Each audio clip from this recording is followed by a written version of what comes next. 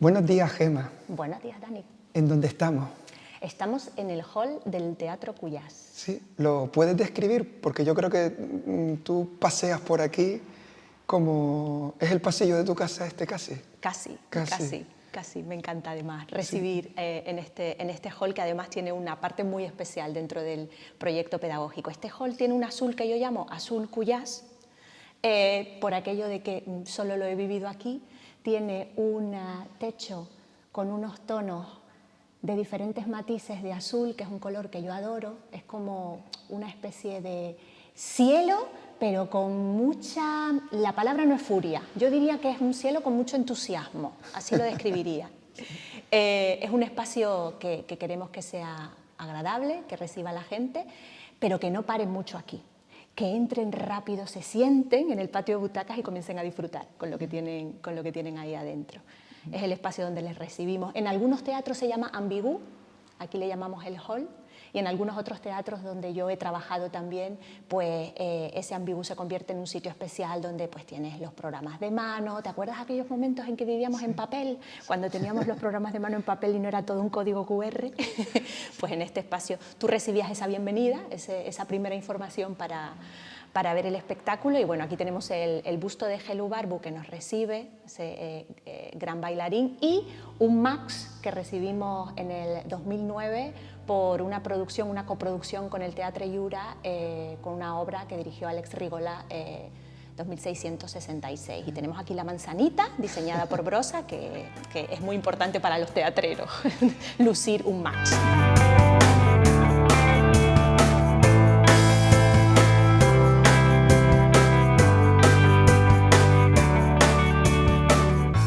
¿Tú recuerdas cuándo fue la primera vez que te subiste a un escenario? Subirme a un escenario.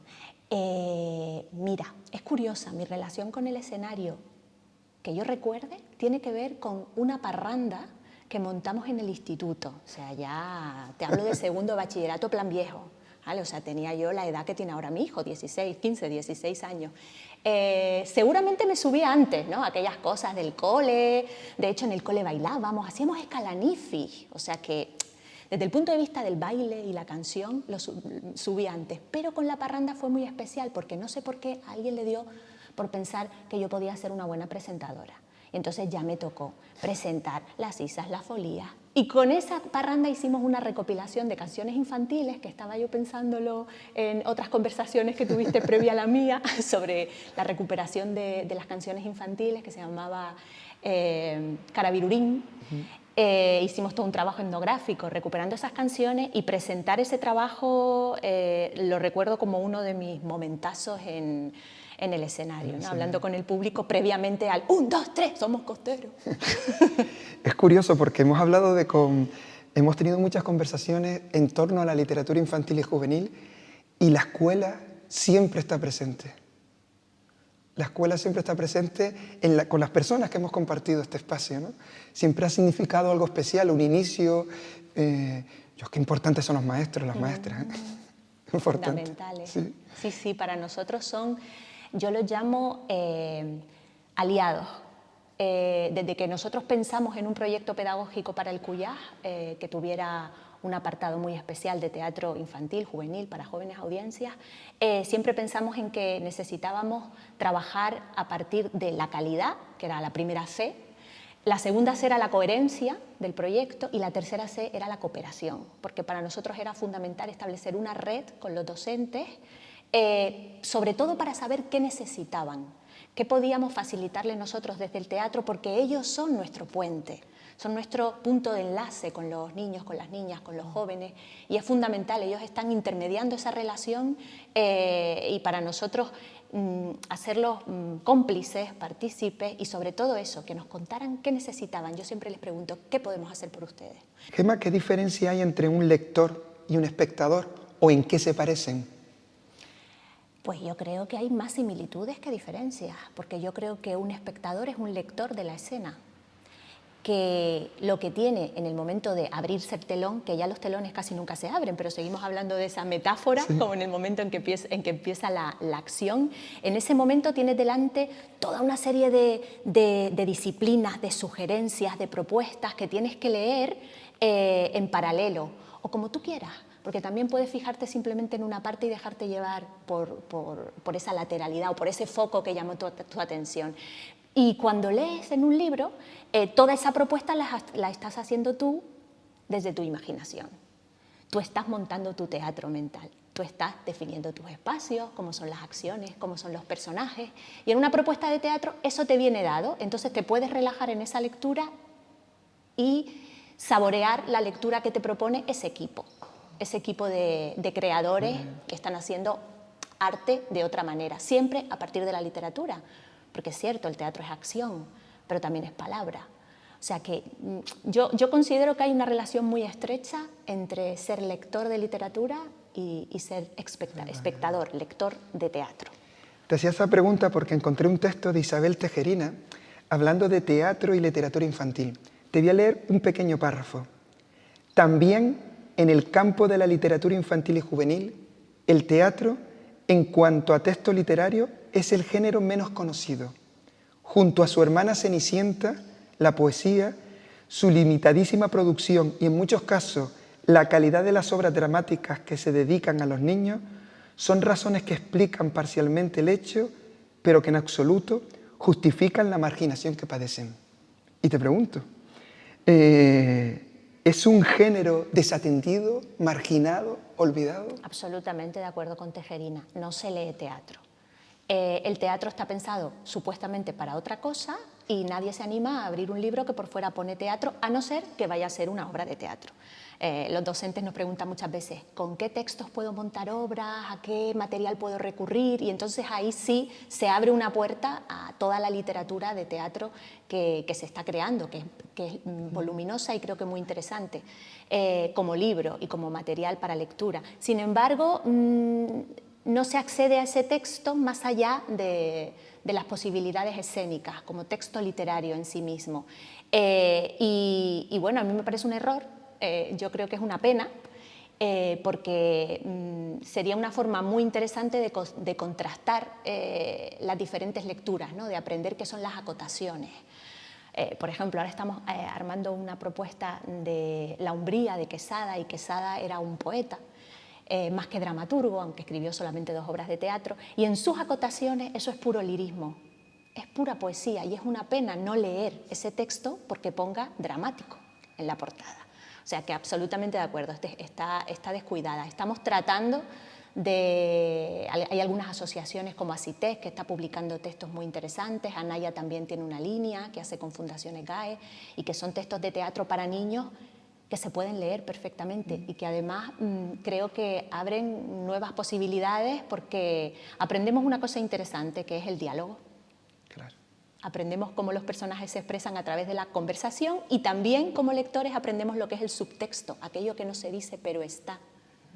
Que a mí me parece algo muy, muy importante porque al final no sé qué porcentaje, pero un porcentaje elevadísimo tiene que ver con nuestro lenguaje gestual. Y eso también como personas nos da mucho respecto a la comunicación, no todo es verbo. Sí, claro, pero ahí esa realidad es dura porque estaba recordando cuando leí este texto las bibliotecas escolares en las que yo he participado y que he participado en su creación, por los colegios, diferentes colegios en los que he pasado. Y estaba pensando de ese fondo que teníamos, cuánto hay de teatro, cuánto había de teatro. Y no llega al 2 al 3%, o sea que a lo mejor cada 100 libros pues encontramos un libro que sea de teatro. Y no sé por qué ocurre eso, ¿por qué crees que ocurre todo eso? Probablemente se escribe y se publica, se escribe no, yo diría que se publica muchísimo menos textos de teatro para niños. Y los que se publican a lo mejor no están pensados para que lo lean los niños. Están publicados en antologías o en grupos de texto para que accedan a ellos los docentes o el profesorado preocupado por hacer una escenificación para Navidad o hacer una obra de teatro para fin de curso, o me interesa el teatro como herramienta pedagógica y lo quiero usar, pero necesito un texto, una dramaturgia que ya me venga hecha. Entonces es un material inaccesible para los niños. ¿No es un problema de calidad? ¿O también? ¿De calidad de los textos? Sí. Yo creo que precisamente un texto teatral para ser publicado para niños tiene que pasar tantos filtros que precisamente los que llegan, precisamente yo creo que tienen bastante calidad. Nombro esta colección, por ejemplo, de ASITEG, que es la Asociación Internacional de Teatro Infantil y Juvenil, que está haciendo unas publicaciones que no son exactamente para los niños en cuanto al formato. Me refiero a que no lo abres y están llenos de ilustraciones, que es un poco el concepto que podemos tener de la colección de Anaya, pero son libros con textos, por ejemplo, de Susan Levaux, son de Iciar Pascual, o sea, son textos de unas dramaturgas que se están dedicando de forma absolutamente monográfica a este tipo de público y con una profundidad, un respeto y una cercanía admirable. Es una colección exquisita desde el punto de vista de la calidad literaria.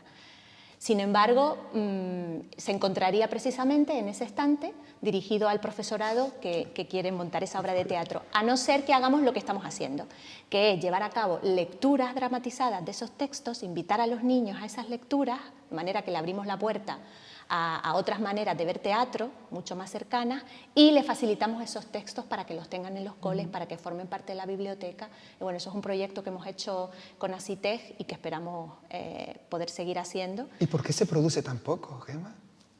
¿Por qué se produce tan poco? ¿Por qué las editoriales? Porque solo has nombrado una y hay muchas. Sí, sí, sí. Pero sí, en el resto de editoriales casi son residuales los textos teatrales. ¿Por qué? Es muy residual, siempre está asociado, o casi siempre está asociado a un premio literario, como es el caso de Sopa de Libros, de Anaya, que está asociado a un concurso de textos que saca la Fundación ECAE. Mira, yo creo que, y sería una idea que habría que ir rompiendo en la cabecita de aquellos que escriben, y precisamente no hablo de ti, porque sé que el teatro es un área a la que te quieres lanzar y que quieres escribir desde ahí, porque creo que de alguna manera, igual que la literatura infantil ahora está teniendo una producción inmensa y se está poniendo en valor y se está presentando en espacios interesantes en las librerías, se están haciendo cosas muy interesantes y muy atractivas para el público al que va dirigido, que son los niños, las niñas y los jóvenes en este caso. Sí me parece que en algún momento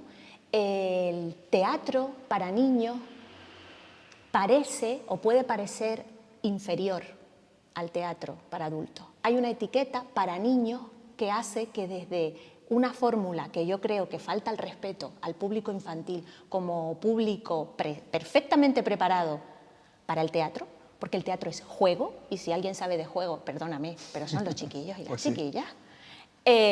Sin embargo, el teatro que le ofrecemos es un teatro que espero que avance en cuanto a la calidad, pero que muchas veces está infravalorado por la etiqueta infantil. Ahí ya puedes hacer una producción más floja, con menos recursos, sin dejar fluir tu arte más allá de... porque los niños no lo van a entender total, ¿no? Y eso es una pena, es un error, y tengo la esperanza de que estamos saliendo de ese atolladero, de que cada vez estamos precisamente con colecciones así buscando propuestas de más valor, más profundas, que traten a los niños y niñas como ciudadanos que son, no como un público inmaduro que en algún momento caerá del árbol y entonces ya le ofreceré algo importante, mientras tanto hablemos solo de esto.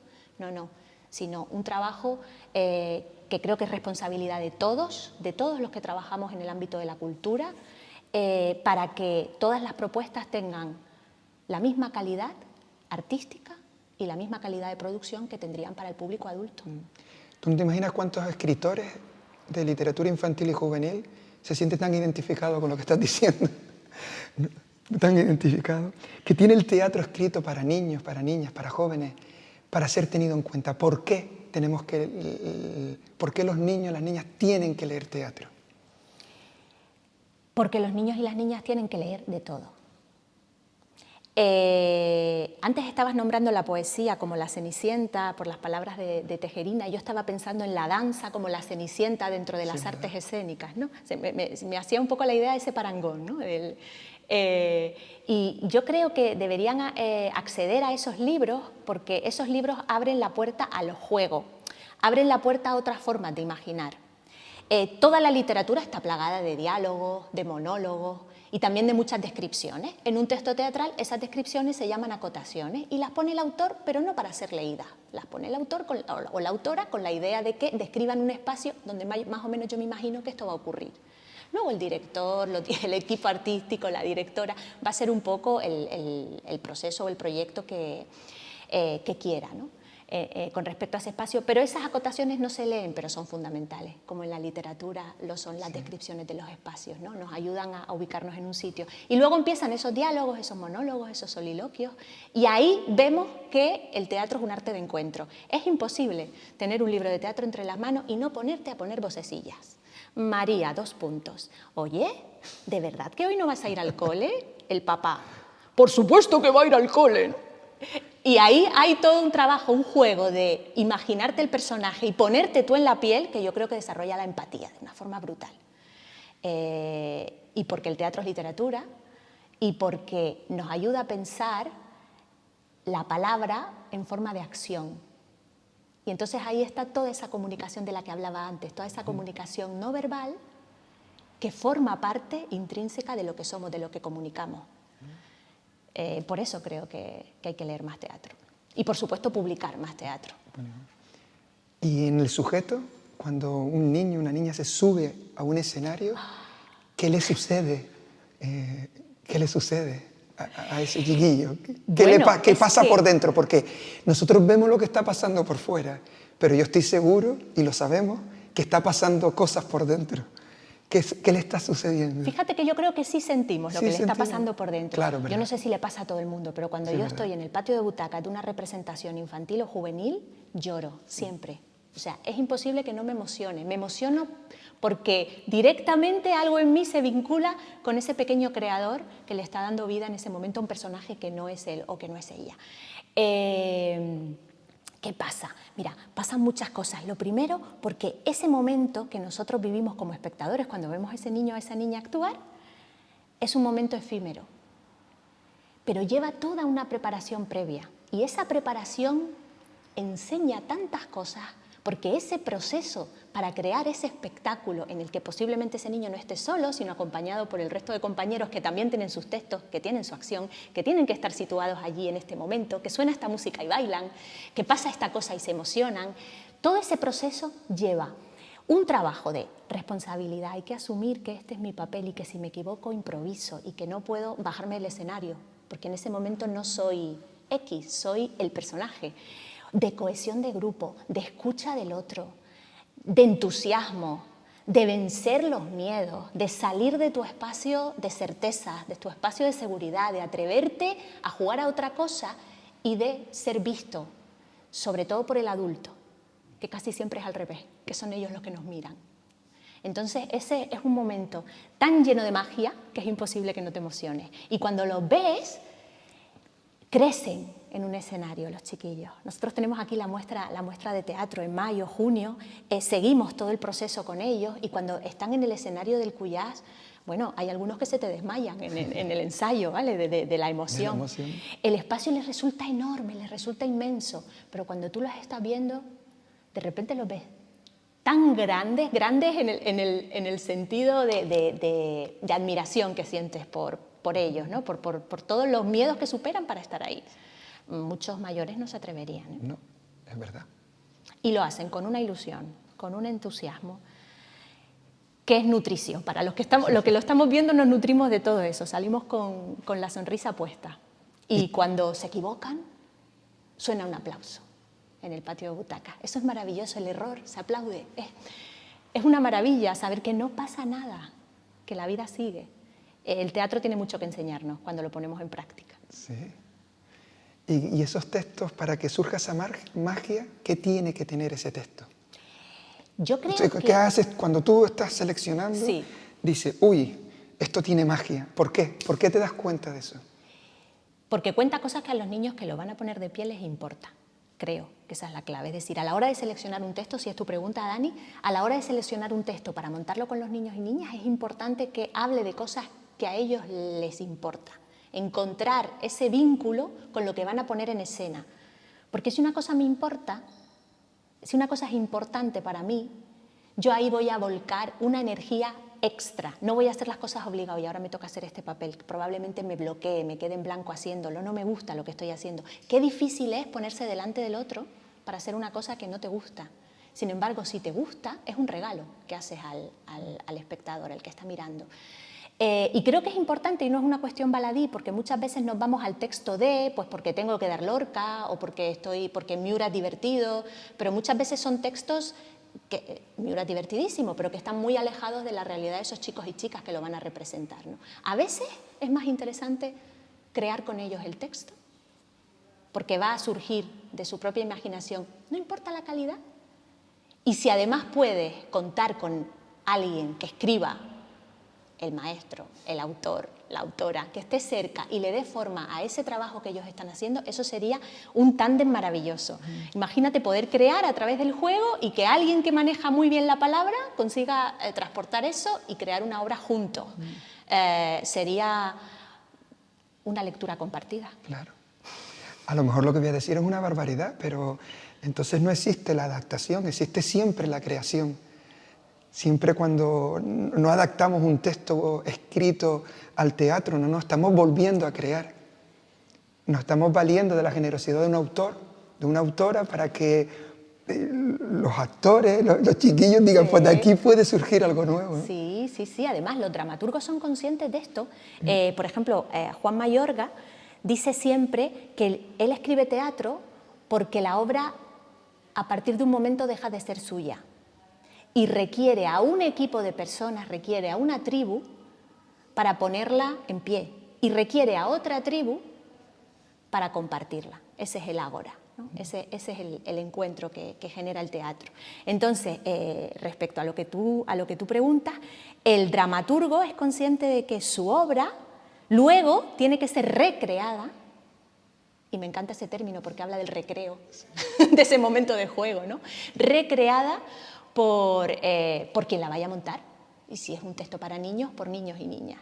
¿Cómo le van a dar vida a esos personajes? Como si te toca ser un emperador, tú crees que es un emperador, o si te toca ser una madre, ¿cómo crees tú que es una madre, ¿no? O una abuela? Es muy interesante conocer la manera en que ellos ven el mundo, ¿no? A través de esa creación. Y yo creo que la dramaturga a la hora de escribir es consciente de que su obra solo va a cobrar vida sobre un escenario y eso lo van a hacer otras personas. O sea, que la creación es compartida. Lo decía Peter Brook, decía, el teatro es un cerebro compartido. Por eso, precisamente, porque no hay una sola persona que pueda hacer algo en teatro. En teatro siempre trabajamos en comunidad, trabajamos en conjunto y somos pequeños creadores y pequeñas creaciones suman. Cuando hablamos del intérprete, el intérprete precisamente lo que hace es coger un texto y hacerlo suyo, interpretarlo. Así que hay una creación continua a partir de la palabra del dramaturgo. Absolutamente de acuerdo, estamos en creación continua a partir de la obra que nos sugiere un autor. Por eso es tan importante un departamento pedagógico, para ayudarnos a crear, para ayudarnos a compartir. ¿Solo por eso o por algo más? Para estar en contacto. En contacto. Para estar en contacto con esa parte del público que muchas veces está olvidada o se recuerda en Navidad, no sé por qué, asociamos siempre a los niños a la Navidad como si el resto del año no estuvieran con nosotros, por favor. Entonces, yo creo que es necesario que las instituciones tengan a alguien dentro pensando en ese público, luchando por ese público, y luchando lo digo en el sentido de remando para que cada vez haya más calidad en lo que se les ofrece, desde todos los puntos de vista, no solo en el espectáculo que ven, sino también en la manera en que se les recibe. Porque hablábamos de los espacios arquitectónicos, en alguna otra entrevista te he escuchado algo sobre crear el lugar, ¿no? en espacios amables, y ese es uno de nuestros retos, porque este no deja de ser un espacio que se asocia a un público adulto. Lo que nosotros hacemos cuando vienen los niños es primero recibirles con nuestro personal de atención como lo que son, lo más importante ese día, porque van a llenar el patio de butacas, ¿no? Quedan muy atrás aquellos momentos en que decíamos, el chicle, ¿no? O sea, nuestro personal de atención les recibe con los brazos abiertos, ¿no? Le da la bienvenida al teatro, me parece fundamental. Y luego, al entrar en este hall, muchas veces se encuentran sus propios trabajos plásticos que han hecho antes de venir a ver la obra que van a ver, y han hecho un recorrido previo sobre lo que van a ver, sobre la temática, que lo hacemos muchas veces con enorme calidad con el DEAC, el Departamento Pedagógico del CAM, y ese trabajo compartido entre estas dos instituciones hace que se les reciba a los niños, creo, de una forma especial. Se sienten en ese sitio, está su propia obra, o la obra de los compañeros, y eso es maravilloso. Por eso digo que este hall a veces se transforma. Voy a hacer una pregunta que quizás cuando la escuchen, la gente va a pensar que he dado un giro demasiado brusco, pero cuando escuchen la respuesta a lo mejor no tanto. ¿En qué se parece el álbum ilustrado al escenario? Yo creo que el álbum ilustrado es una caja escénica. O sea, yo creo que cuando abres la primera página abres el telón. El teatro trata de poner en imagen, de una parte plástica importante, en palabra y en acción, en palabra hablada, quiero decir, y en acción, la palabra escrita. Y el álbum ilustrado, el buen álbum ilustrado, no subraya el texto, igual que el buen teatro no subraya el texto, sino que lo muestra, lo recrea, lo enriquece. Y esa suma de esas disciplinas, la disciplina plástica y la disciplina literaria o poética, eso está en la esencia del teatro. Cierto que en el escenario hay movimiento, pero un buen álbum ilustrado creo yo que también tiene muchísimo movimiento y sobre todo genera esa reacción como espectador de tener que estar pendiente a varias disciplinas, varios recursos, varias cuestiones que te están contando una historia y que la suma de ambas es mucho más rica que ambas por separado. Creo que esa es la relación entre un buen álbum ilustrado y un escenario. Sí. Y la importancia de, hablábamos en muchas conversaciones, surge cuando se habla de literatura, del encuentro. Y me parece que el teatro hay un encuentro que muchas veces no le damos mucha... Yo no creo que no se pone el foco, que es la familia. A mí me llevaba al teatro mi familia, iba al cine con mis abuelos, con mi abuelo. Como ese recorrido conjunto, ese salir de casa, prepararse, el estar diciendo el sábado, el viernes, el jueves tenemos una sesión de narración, tenemos una obra de teatro, todo lo que va surgiendo, todo eso, ¿eso también se enseña, se trabaja previamente o es algo que surge de manera espontánea? Yo creo que siempre... Perdona, te hago la pregunta Sí. porque tú estás en un departamento pedagógico Sí, sí. y yo creo que cuando planteas algo, la pedagogía es eso, ¿no? Tenemos una visión de lo que podría pasar si yo pongo en marcha mecanismos. ¿Cómo involucramos a las familias en ese proceso en donde, que son importantes? Porque si un padre, una madre dice, pues no vamos al teatro o toman otra decisión, pasear por un centro comercial, que no es que esté mal, pero bueno, que es una decisión, es una opción. ¿Dónde están en ese proceso la familia? Pues mira, es una buenísima pregunta. De hecho, creo que hay todo un ámbito de trabajo por hacer en ese sentido, ¿no? Pero creo que también tiene que ver con el propio ámbito de la escuela, de cómo la escuela, cada escuela implica a la familia. Porque claro, aquí vienen diferentes colegios y diferentes centros y cada centro es como un organismo con una vida distinta. Y muchas veces les acompañan los padres porque los centros son cercanos o por el ratio que tienen que traer de acompañantes y les acompañan los padres y es muy, muy interesante cuando el papi te dice ¿y yo puedo pasar? Y tú le dices, pero por supuesto, puede usted pasar. Le vamos a sentar aquí para que los niños tengan una visual mejor, no esté usted delante parándole la vista, pero por supuesto que puede entrar. Y es curioso como algunas madres, sobre todo madres, te dicen, ¿y me puedo sentar al lado de mi hijo? Y tú le dices, hoy la experiencia es verlo con el cole.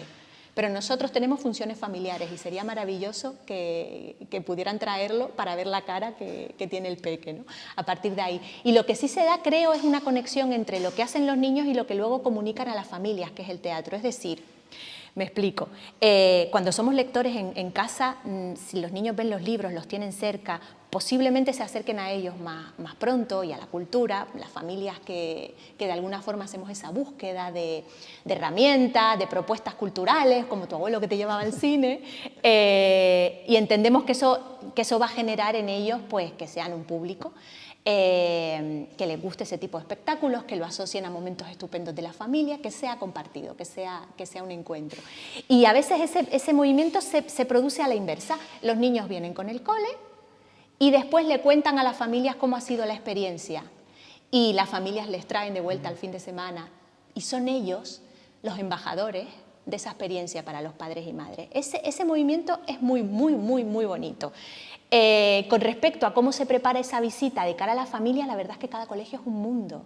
Yo creo que las experiencias son muy diversas, pero sería interesante trabajar más en esa línea, no separar tanto el mundo de las funciones escolares en horario lectivo de las funciones familiares. Creo que son dos experiencias distintas que deberían seguir existiendo, pero que seguramente no deberían estar tan separadas. Sería muy hermoso que los padres también acompañaran a los coles, los que puedan, ¿no? Y tuvieran esa visión al mismo tiempo que sus niños disfrutan del espectáculo con su clase. Es que no es lo mismo. No es lo mismo sentarte ahí con tu compañero al lado, esa experiencia de venir en la guagua, entrar al teatro, no sé, que yo voy al baño, yo también, ¿no? Esta vivencia, que a mí me parece que forma parte de la experiencia en su totalidad, no es solo el rato que están ahí desde que se abre el telón, sino que es toda la experiencia. Esta vivencia es diferente a venir con papá, con mamá, con el abuelo, muy, muy distinta. Y ambas creo que son muy, muy enriquecedoras y necesarias.